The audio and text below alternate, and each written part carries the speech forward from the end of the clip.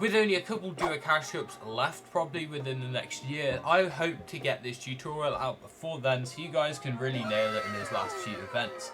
I personally almost called the last duo cash cups. I think I'm in a perfect position to give this advice. If you want to learn more about duos, then check out the Solo Superstars link in description. I know solos is in the name, however they do a 50-50 of duos and solos, and it is very, very useful. From top coaches such as Sven and Razaroo, they give top tier advice.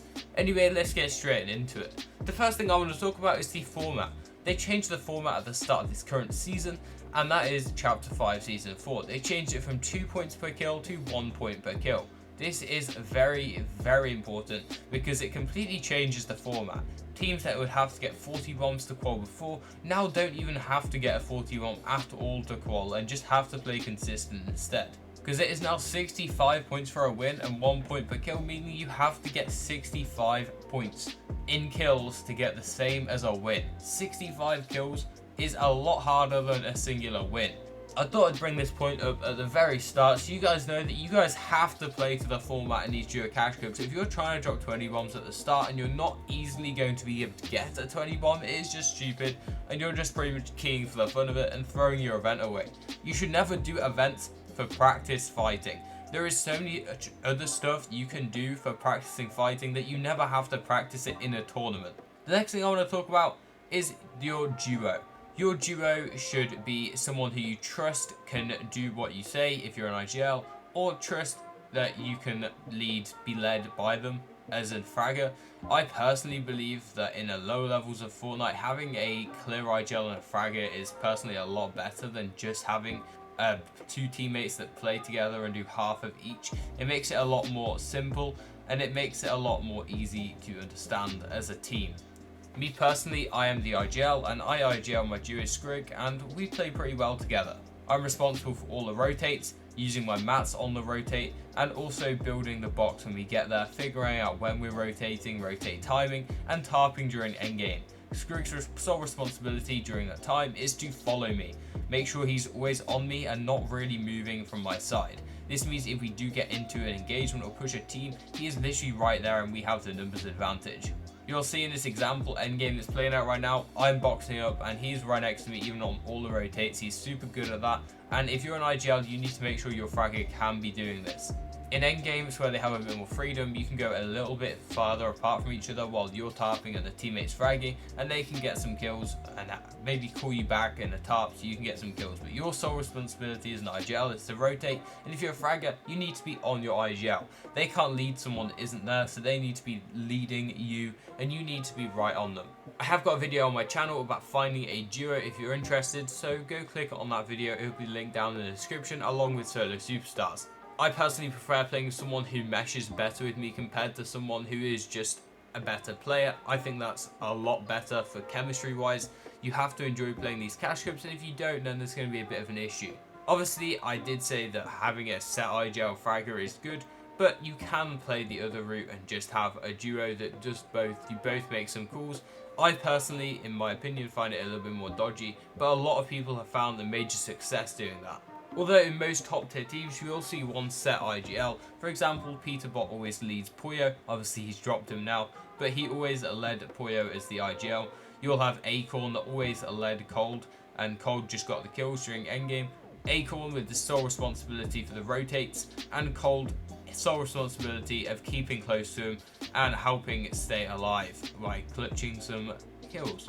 Your game one is arguably one of the most important things you can do in a duo cash cup because it sets out your entire games alike. Every single part of your cash cup is set on that first founding applications of the first game.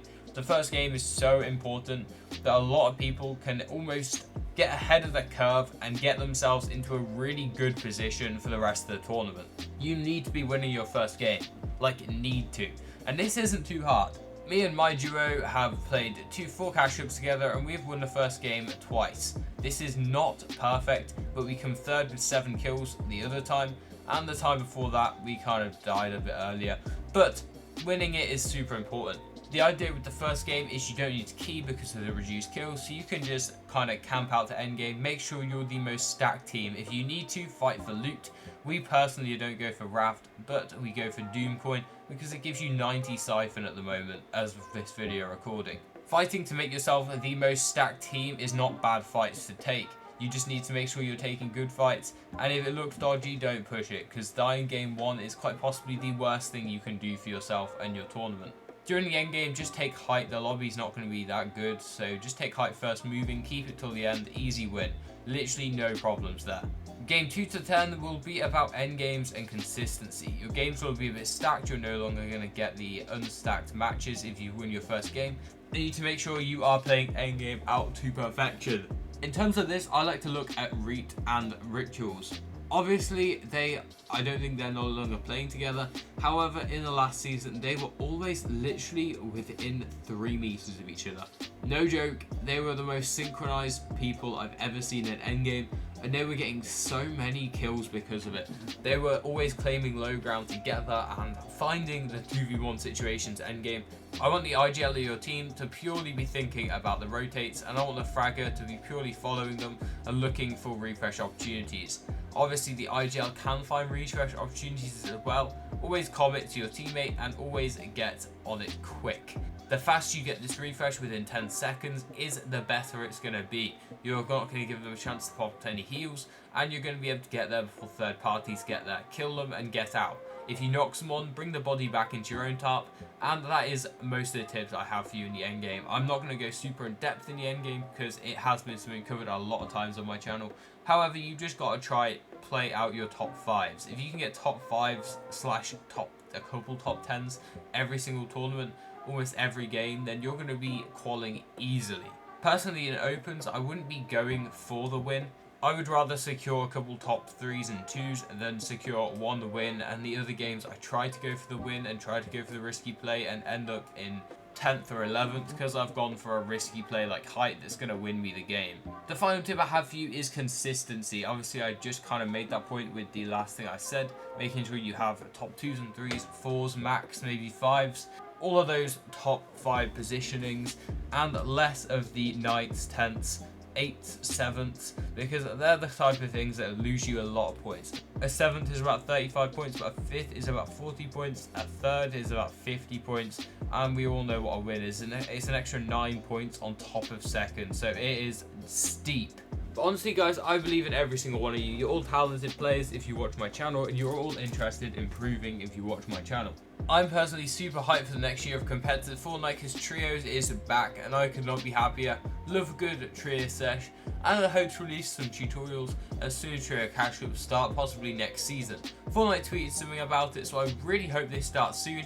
And let me know if you want a tutorial in the comments section when they come out. So I appreciate every single one of you, and YouTube likes it when you watch more than one video, so click on the one on the screen, or this one on the screen, it's also a banger.